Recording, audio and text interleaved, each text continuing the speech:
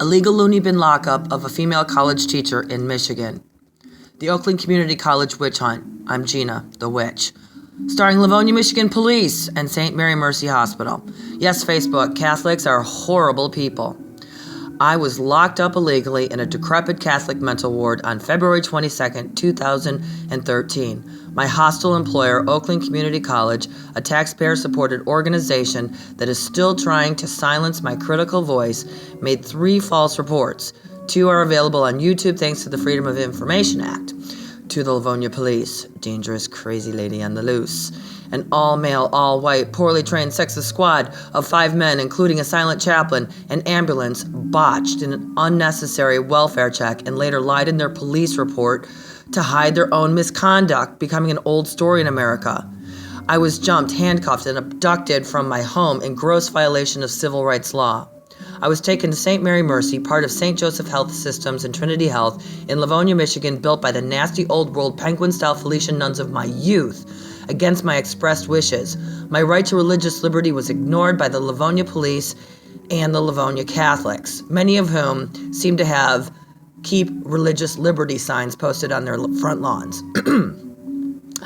I was handed off by the police in handcuffs to a part-time social worker, a college-age person, not a doctor, as required by law. It was a pattern. But civil rights law doesn't mean much in Michigan. I was taken to a dark age without other patients and no doctors. I was put in a windowless room, undressed and guarded by a young man in his 20s. All emergency staff were college age. All emergency staff was college age. I don't remember. I was never evaluated by any doctor on that day, even though state law calls for the signed evaluation of 2 doctors. So much trauma has been inflicted upon me. I feel like my skin is permanently on fire. You can't imagine my pain when it flares. You really can't. On that day, my life effectively ended. I was 48 years old. Bogus mental health care is torture. I need justice in order to heal. I was made to wait for hours without ever seeing a doctor. I was denied contact with the outside world. It turned out for 2.5 days. As if I were hidden in Catholic Siberia centuries ago. I've repeated over and over, I was not evaluated, but I am still fighting for justice 3 long, very difficult years later. It turns out it is nearly impossible to sue a doctor or hospital in Michigan due to changes in malpractice law, which eliminated the financial incentive for lawyers to get involved. Not enough money to pay off the doctors or make a big payday. That day, when I demanded the right to contact the outside world, after a few hours, I was jumped again by hospital goons this time.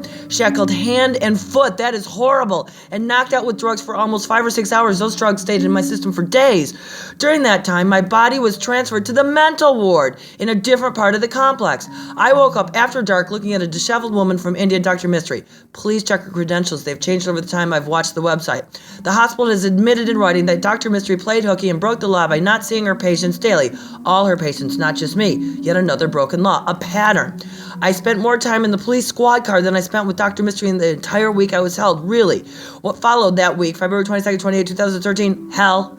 But State of Michigan Attorney General Bill Schuette, I'm after you, mister, peacefully and legally, has refused to investigate wrongdoing and has instead joined the Oakland Community College witch hunt. Yes, he has sent police to my home to harass me, check YouTube, obstructed justice, and engaged in misconduct in office. I have documentation. During the week, patients were not seen by doctors daily. Patients were not allowed any fresh air or regular exercise. It was really this bad. Food quality was poor and unhealthy. Patients were not treated with professional talk therapy for their supposed diagnosis. Patients were drugged and housed like slaves in order to bill insurance companies. I learned that no one got out in less than 5 days to generate income, not administer health care. Patients were routinely lied to about release dates. Mostly, patients wandered the halls looking for doctors, failed, and in the evening colored in the common room. Most patients were poor, poorly educated, overstressed, and unlikely to lodge formal complaints, unlike moi. Patients were not respected. Though the rest of the hospital, such as cancer and birthing wards, had been remodeled, it was still about 1973, 53, 23 inside the loony bin. Showering took place in industrial cubes with doors that opened into the intersection of the 2 main halls next to the payphones, yes, payphones, without any regard for personal space or dignity. When I started my period, I was told by a nasty nurse that I would need to ask for tampons one at a time as if I might hang myself with a string. Meanwhile, I was allowed to wear my husband's honor robe bone carving from New Zealand necklace, which could have sliced anyone's wrist or throat. I had been mislabeled suicidal. I had been mislabeled bipolar. I had been mislabeled delusional by a doctor who never met me, Andrew Muzyczka. At first, I was despondent and enraged. How could this be happening in America? Oh my God. I was locked up without evaluation or contact with the outside world, feet away from Ladywood High School, my piece of shit, no book reading, all-girl Catholic high school, on campus with the Felician Nun Mother House. I had escaped the truly horrible Livonia Catholics as a young adult, but they recaptured me in middle age. Oh my freaking God.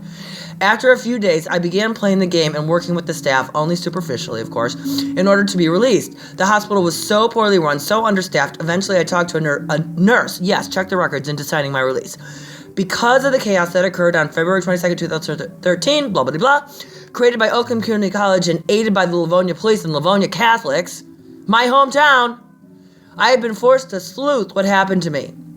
It is still extremely difficult to read the police report and medical files. I'm not kidding. I go fucking nuts. The Livonia, Michigan police flat out fucked up and lied big time like so many police agencies and officers across the nation. No evaluation notes were recorded by Andrew Muzyczka, who committed perjury on that date because no evaluation took place. We have never met. The asshole didn't even bother to visit me during the week I was held.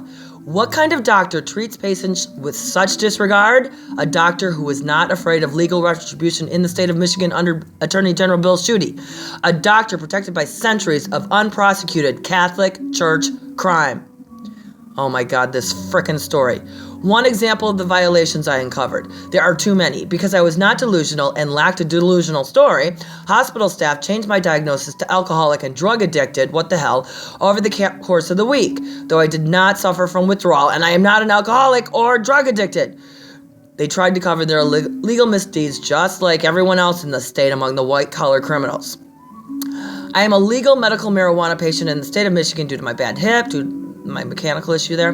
But the hospital did not recognize that distinction because it did not jive with its decrepit illegal practices. St. Mary Mercy should be renamed St. Mary Merciless. Hey, Pope Francis, the name of Catholic God is lying criminal whore, not mercy. You need to revise your recent writing. The Catholic Church that baptized me has broken the law and ruined my life, but refuses to pay damages in response to my legal demands. As a community college English teacher, published writer, and feminist, I can't get over the resulting mental and financial trauma inflicted upon me. And the freaking irony. Religious nutcases. The Pope and the Catholics are religious nutcases as well as horrible people. And dangerous misogynists to boot, right up my fucking cunt, who believe in virgin birth of all the fucking nonsense and have been allowed to mislabel me nuts and ruin my life, which is crazy. You're making me ruin my life just to defend my life. I'm just so fucked by this.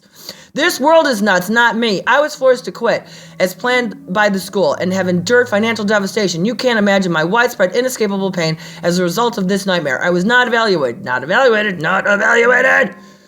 but have been denied justice in the deeply sexist and corrupt state of Michigan run by Governor Rick Snyder of the Flint water crisis. You can't imagine my pain. No one wants to hear this story or hear a story about a legal loony bin lockup or just about anything I say at this point. But I still deserve justice, God damn it. Check out my diary and evidence on social media sites like Twitter and Google Plus and Facebook and YouTube. Stay away from the state of Michigan, most importantly, for it is not safe to live here. I have lost most of what I had and will become homeless, without justice. That's been proven over the last 3 years. I am now 52 years old. Ironically, though I have never been suicidal or dangerous, my life now living in extreme poverty and induced isolation without justice to clear my name is no longer worth living.